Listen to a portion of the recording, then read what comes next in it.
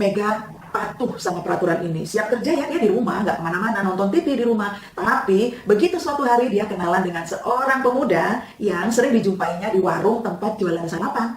Jadi kan Mak, setelah Mega menyerahkan kegadisannya, si mahasiswa itu hilang dari pandangan. Dia nggak pernah ada lagi di warung tempat dia biasa sarapan.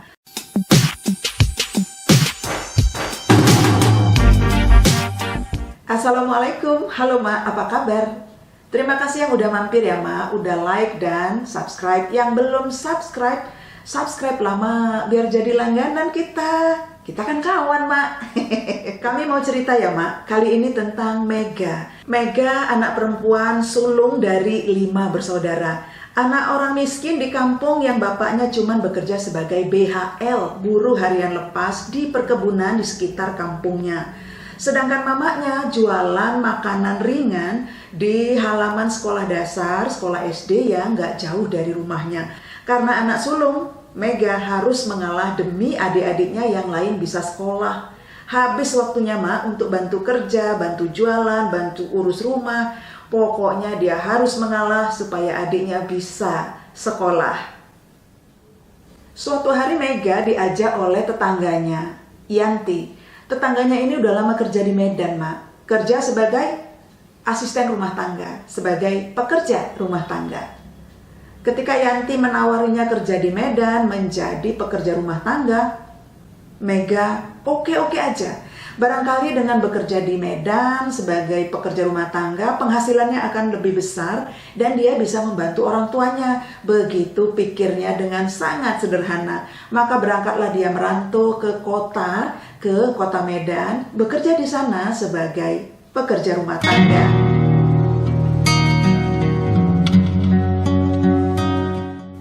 Mega mendapatkan seorang majikan Chinese. Pekerjaannya bisa dia kerjakan. Karena membersihkan rumah, menyapu halaman, ngepel lantai, merupakan pekerjaannya sehari-hari di rumah, jadi dia bisa mengerjakan pekerjaan itu. Kebetulan majikannya juga bagus. Sayangnya gajinya kecil Mak, dan rumah majikannya ini 3 lantai. Jadi 3 lantai itu semua harus dikerjakan sama si Mega sendirian. Nyapu, ngepel 3 lantai itu dikerjakannya sendirian dengan peralatan manual. Belum lagi membersihkan halaman rumah, nyapu, nyiram bunga, dan seterusnya. Jadi pekerjaan itu bukan dia nggak bisa dia mengerjakan, tapi nggak sanggup. Karena pekerjaannya terlalu banyak, rumahnya terlalu luas, halamannya terlalu lebar. Hanya 6 bulan, Mega bekerja di rumah ini. Akhirnya dia cabut dari pekerjaan itu, cari majikan baru.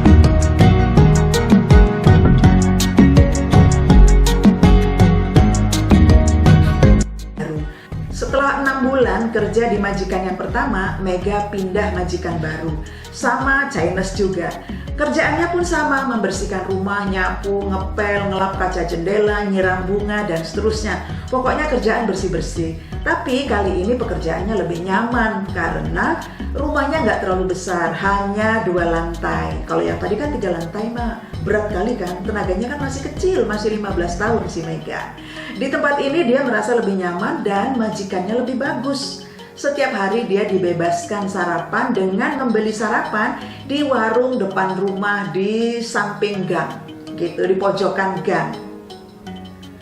Di sini upahnya juga lebih besar dan majikannya cukup bagus. 3 bulan sekali Mega diperbolehkan pulang. Kadang-kadang diantar pulang sama majikannya. Pulang untuk ngantar gaji yang dia punya, disetor, diserahkan kepada mamanya untuk bantu biaya belanja orang tuanya di rumah dan biaya sekolah adik-adiknya. Tapi kan Mak, di rumah ini, di tempat dia bekerja yang ini, sama majikannya ada aturan. Mega nggak boleh keluar rumah, nggak boleh main-main kemana-mana meskipun pekerjaannya udah selesai. Nggak boleh main keluar rumah. Kalau dia mau istirahat ya istirahat di rumah, di kamarnya. Ada TV di kamarnya, jadi dia boleh nonton TV sepuasnya. Yang penting jangan keluar rumah, nggak boleh.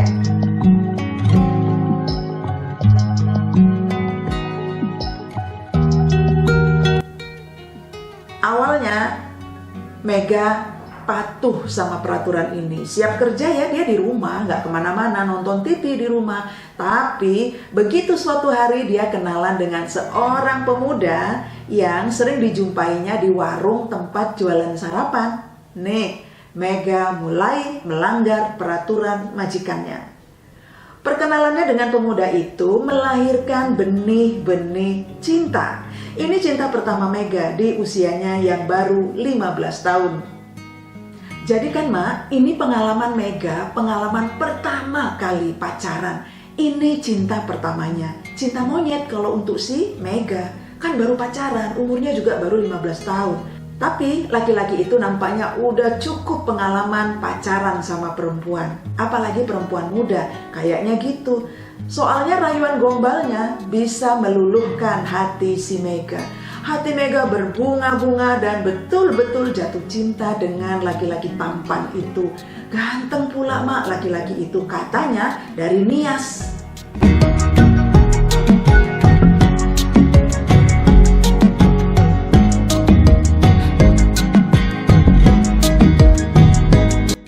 Mega mulai terbujuk rayuan gombalnya.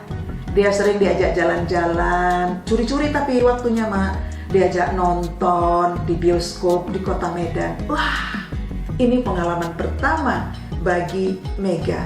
Kalau Mega gajian, diajaknya jalan-jalan ke mall, dikawaninya beli baju yang bagus-bagus, dipilihkannya baju yang bagus-bagus, sehingga Mega nampak cantik dan gak malu-maluin kalau diajak jalan dan ketemu sama kawan-kawannya si pemuda tampan itu Mak. Senanglah hati Mega kan Mak, berbunga-bunga hatinya, ya kan Mak?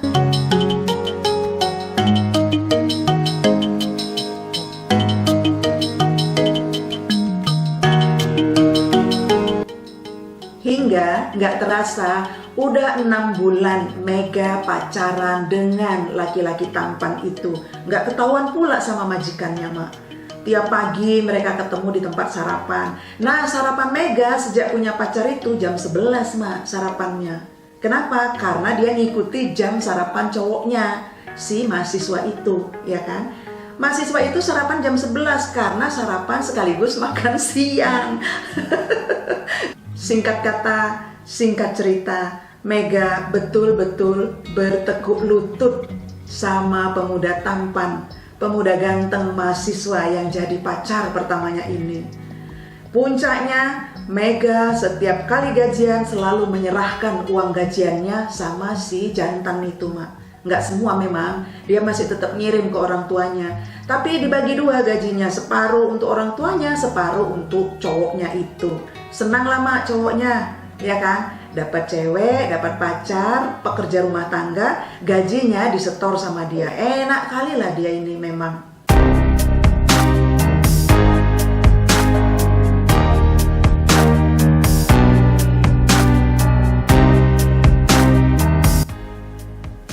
Dan nggak cuma itu Mak, Mega tidak hanya menyerahkan uang gajinya kepada laki-laki yang jadi pacarnya itu, mahasiswa yang tampan itu. Mega bahkan menyerahkan kegadisannya. Ketika suatu hari Mega dibujuk untuk datang ke rumah kosnya dan tidur di rumah kosnya. Sama nyonya majikan, Mega pamitnya pulang kampung. Padahal sesungguhnya dia tidur di rumah kos pacarnya. Dan disitulah Mega dibuai cinta, dibuai asmara, dan ditiduri pacarnya.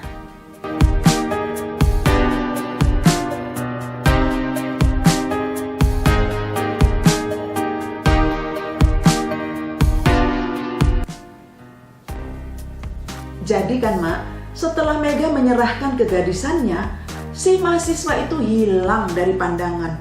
Dia nggak pernah ada lagi di warung tempat dia biasa sarapan. Ketika Mega menemui di tempat kosnya, ibu kos bilang, lah dia kan udah pulang, dia udah wisuda, udah jadi sarjana, dia sekarang pulang kampung, di Nias sana, kata ibu kosnya. Itulah episode pertama, cinta monyet si Mega.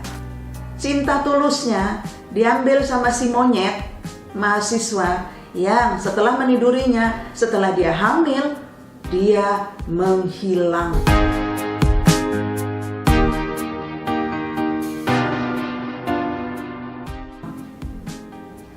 Mega akhirnya pulang kampung dengan sedih dan putus asa. Dia tahu dia hamil, tapi laki-laki itu nggak mau bertanggung jawab.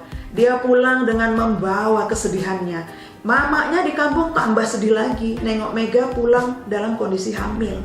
Nggak ngerti mereka harus berbuat apa, karena laki-laki yang menghamilinya udah nggak ada, nggak bisa dituntut pertanggungjawabannya. Mega akhirnya pasrah menerima segalanya. Entah kenapa Tuhan mengatur segalanya dengan caranya. Mega keguguran, Mak. Jadi bayi itu nggak sempat dilahirkan. Meskipun sedih karena kehilangan bayinya, tapi Mega bersyukur karena ini pasti campur tangan Tuhan. Pasti ini yang terbaik untuk bayinya daripada dia lahir tanpa bapak. Ya kan, Mak? Mega memasuki babak kedua episode cintanya. Pada saat itu dia sudah berumur 19 tahun. Di kampung, Mak, waktu itu 19 tahun itu udah cukup menggelisahkan. Udah deket-deket gadis tua tuh. Nggak ada orang yang kawin di atas 20 tahun waktu itu. Jadi 19 tahun kan udah ngeri-ngeri sedap nih, Mak. Dia harus kawin, ya kan? Harus segera punya suami. Maka ketika seorang laki-laki duda tanpa anak melamarnya, Mega nggak bisa bilang enggak. Ya, dia terpaksa harus menerima lamaran dari seorang laki-laki duda, Jono namanya. Menikahlah si Mega dengan Jono.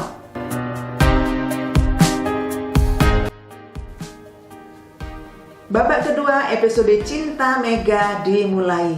Malam pertama dia berterus terang kepada Jono tentang masa lalunya, tentang cinta monyetnya, tentang laki-laki yang menghamilinya, tentang kegugurannya.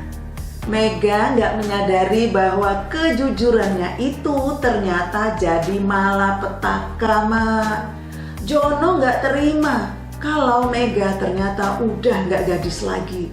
Jono nggak terima ternyata Mega nggak gadis lagi. Bagi Jono, kegadisan Mega adalah haknya. Padahal dia duda, Mak, nggak perjaka juga kan. Tapi itulah laki-laki, itulah masyarakat kita. Kalau perempuan menikah, dia harus masih gadis. Kegadisannya dianggap menjadi haknya si laki-laki. Meskipun laki-laki udah duda, udah nggak perjaka. Malam pertama dilaluinya dengan kepahitan, dengan kemarahan Jono. Dan Jono memperlakukan Mega dengan sangat kasar. Kata-kata kasar, bahkan tamparan di wajah si Mega. Dengan penuh air mata, malam itu dilalui Mega sebagai malam pertama yang sangat menyakitkan. Sejak itu, Mak, sejak dia menikah secara resmi dengan Jono, Mega terus-menerus mengalami kekerasan demi kekerasan.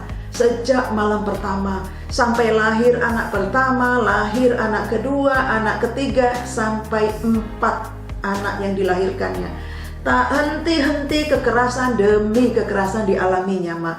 Kalau nanti mereka bertengkar dan marah, selalu diungkit, alah, harusnya aku dapat perawan. Tapi ternyata kau udah basi, udah gak gadis lagi. Kau itu perempuan gak beres, katanya. Begitulah, Mak. Mega harus mengalami itu semua dari awal pernikahannya sampai punya 4 anak.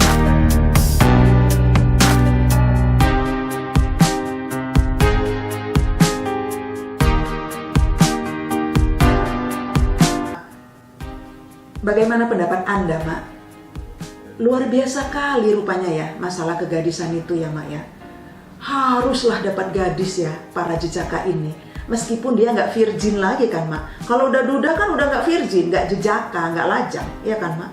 Tapi seorang laki-laki yang nggak virgin, yang udah nggak lajang lagi, menerima seorang perempuan yang udah nggak gadis lagi, macam menerima kotoran.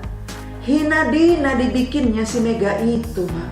Ya Allah, kalau aku, Mak, aduh, melawan aku, nggak mau aku digituin. Aku bilang lah, kau kan udah nggak lajang juga, gitu ya kan, Mak? Kasih pendapat ya, Mak. Terima kasih. Terima kasih udah nonton. Jangan lupa tekan subscribe dan tombol loncengnya biar dapat update dari kami.